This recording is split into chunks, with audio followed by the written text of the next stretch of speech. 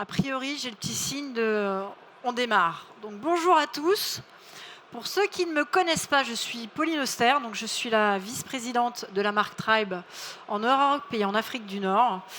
Et je suis avec vous pour un peu moins de 20 minutes maintenant pour vous parler d'un sujet qui me concerne au quotidien, mais qui doit concerner beaucoup d'entre vous, qui est ce phénomène sur le fait qu'on est passé du lobby et du room only, avec un lobby qui servait uniquement d'accueil, à un lobby qui est devenu le lieu de vie. Et donc c'est une tendance qui est très imprégnée aujourd'hui dans le marché et sur laquelle on va parler dans les prochaines minutes. Donc, le business model était basé, il y a encore quelques années en arrière, sur une chambre, un client, une nuit. Et on a changé de paradigme en passant sur des lieux qui n'étaient plus seulement destinés à dormir, mais des lieux où vivre, où le client cherchait autre chose qu'un simple hébergement. Donc les voyageurs, mais aussi la clientèle locale de nos hôtels, est venue chercher plus qu'un produit, plus qu'un service, mais une véritable expérience. Des émotions à partager, un lien, un sens et une communauté avec laquelle ils pouvaient se rapprocher. Ce qui est intéressant de regarder sur le marché, c'est une étude de McKinsey qui présente un marché de l'expérience mondiale qui se situe autour de 250 à 310 milliards de dollars par an. Ce qui permet de mesurer la valeur et où le poids aujourd'hui du business se situe. On n'est plus uniquement sur le voyage, on est sur l'expérience. Et c'est colossal en termes de marché dans le monde. Et c'est exactement là où Accor a positionné son Augmented Hospitality. Une hospitality qui ne s'arrête pas seulement à la nuitée, pas seulement à la transaction, mais aussi à des expériences qu'on va créer avec la marque et qui vont se passer bien au-delà du séjour en lui-même, bien au-delà du moment où on va être dans l'hôtel, mais aussi avant, pendant et après. Alors cette idée-là, elle n'est pas nouvelle, elle n'est pas du groupe Accor, elle a été développée dans les années 90 par des groupes comme Soho House, qui ont créé des lieux urbains, des communautés, des clubs privés, mais aussi comme des enseignes comme Mama Shelter. Il y a pratiquement 20 ans déjà, on a l'impression que c'était hier, mais Mama Shelter, ça a un peu plus de 18 ans aujourd'hui, qui ont compris que l'hôtel deviendrait plus et devait s'intégrer dans la communauté et qu'il y avait un marché à saisir. Alors chez Accor, on n'a pas été dans ces lieux un peu élitistes, fermés sur adhésion. On a vraiment voulu démocratiser. Je ne vais pas vous parler des hôtels comme The Hoxton que vous avez déjà tous visités ou 25 Hours. On va retourner à un moment donné plus dans le milieu de Tribe. Mais il y a eu plusieurs boosters à l'arrivée de toutes ces grandes enseignes sur le marché. Alors d'abord, le premier accélérateur, c'est un que vous avez tous vécu, enfin qu'on a tous vécu ensemble globalement. Ça a été très démocratique pour le coup celui-là. C'est le Covid. Alors on l'a tous plus ou moins bien vécu. Mais le Covid nous a tous forcés à travailler différemment, à user du télétravail et à user des outils qu'on n'avait pas forcément encore l'habitude de pousser à leur maximum dans notre quotidien. Ce qu'il faut savoir, c'est qu'aujourd'hui, il y a 55% des salariés dont le métier le permet, qui veulent travailler à distance et qui ont des utilisations hybrides. Donc c'est plus de la moitié des travailleurs aujourd'hui dans le monde qui souhaitent des lieux hybrides où ils peuvent travailler, mais aussi être dans le loisir. Il y a eu un dommage collatéral aussi de l'arrivée de ce travail hybride, qui a été un petit peu silencieux d'ailleurs, mais qui a aussi poussé le développement de toutes ces enseignes. C'est le fait que certains télétravailleurs se sentaient énormément seuls. Et aujourd'hui, 25% des télétravailleurs qui sont en full remote, c'est-à-dire qui travaillent en permanence à distance, ont ce sentiment de solitude et donc ont soif de chercher du lien social. Et il y a eu un troisième accélérateur sur l'arrivée de ces hôtels où la communauté, où l'expérience est primordiale.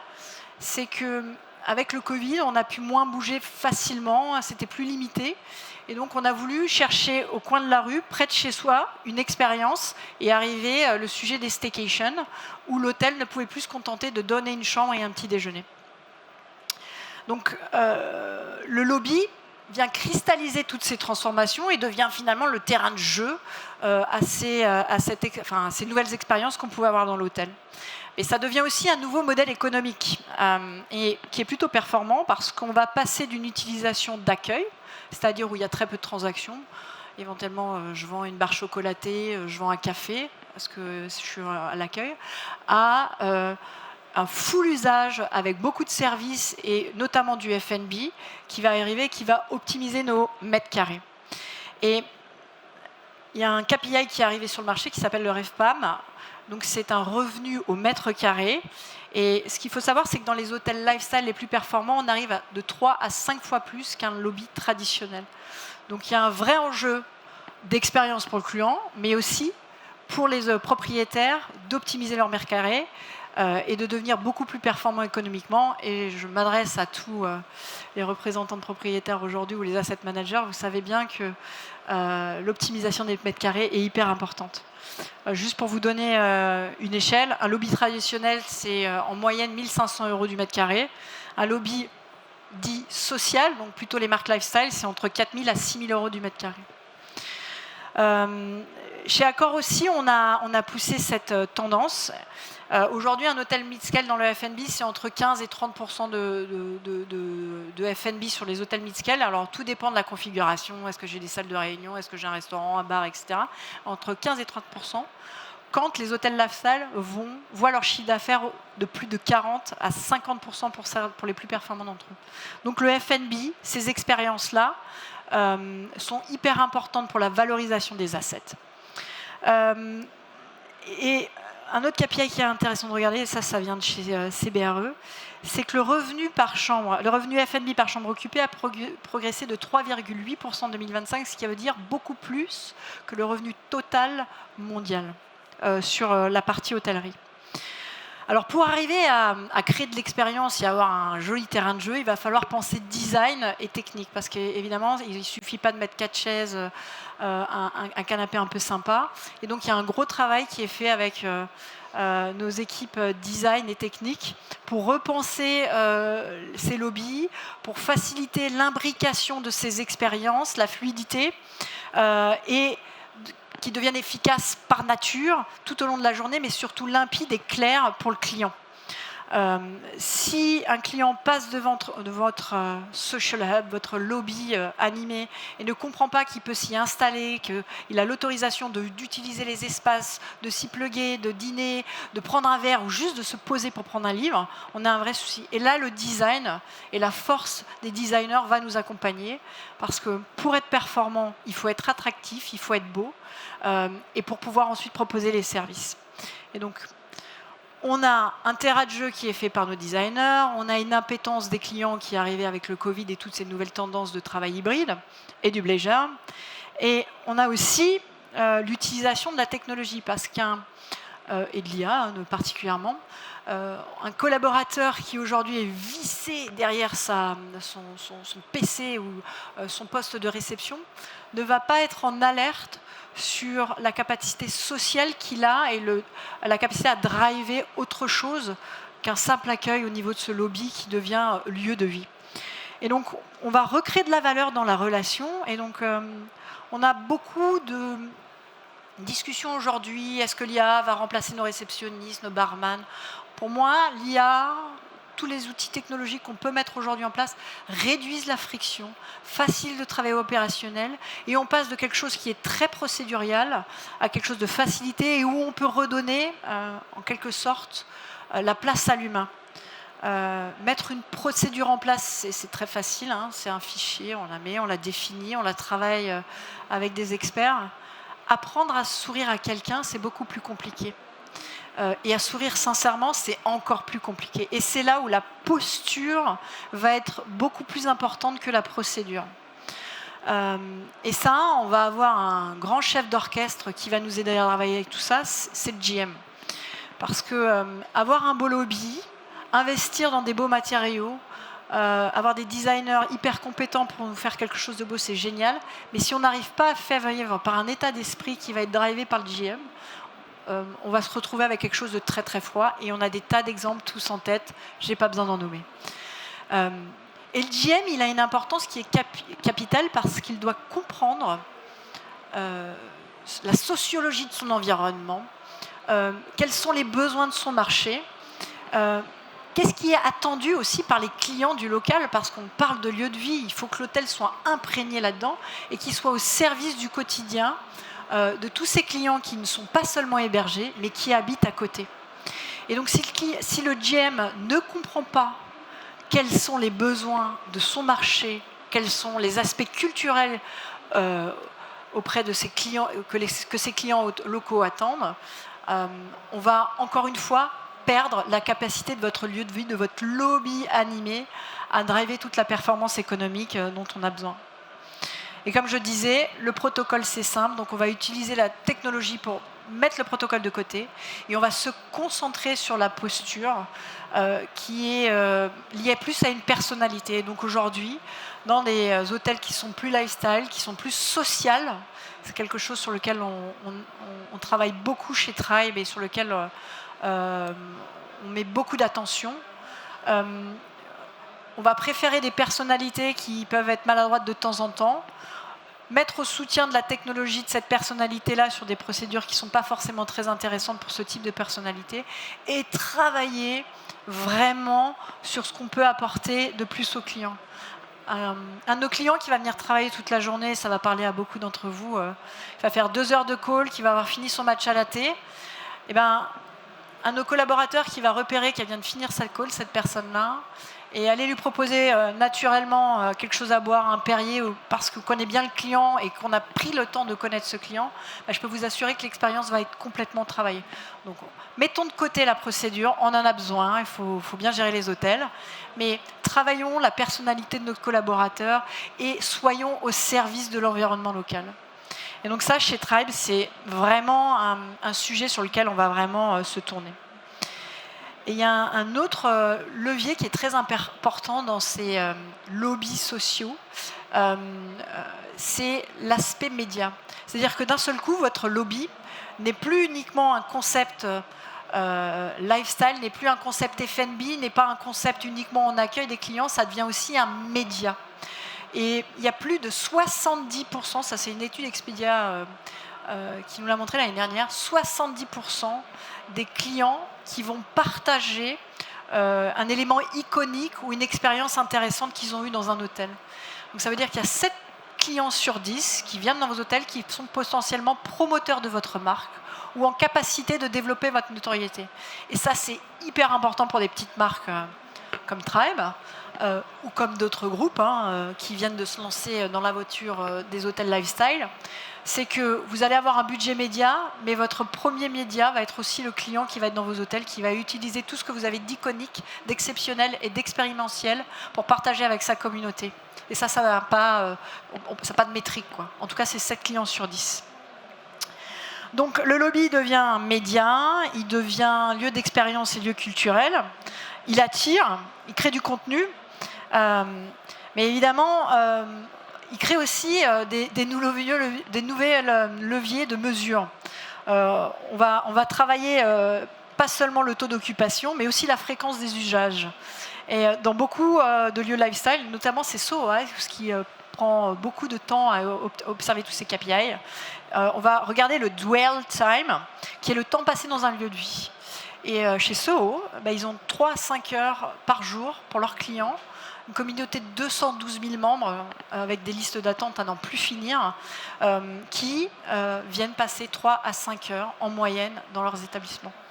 Donc pour vous dire que quand vous arrivez à créer un lieu de vie qui sait vivre tout au long de la journée, avec lequel vous avez travaillé un design qui est fluide, mobile, imbriqué, qui facilite l'ergonomie de vos équipes, mais aussi de vos clients pour quel que soit le motif pour lequel ils viennent, et bien ça va vous créer du média, du temps passé et donc forcément du chiffre d'affaires.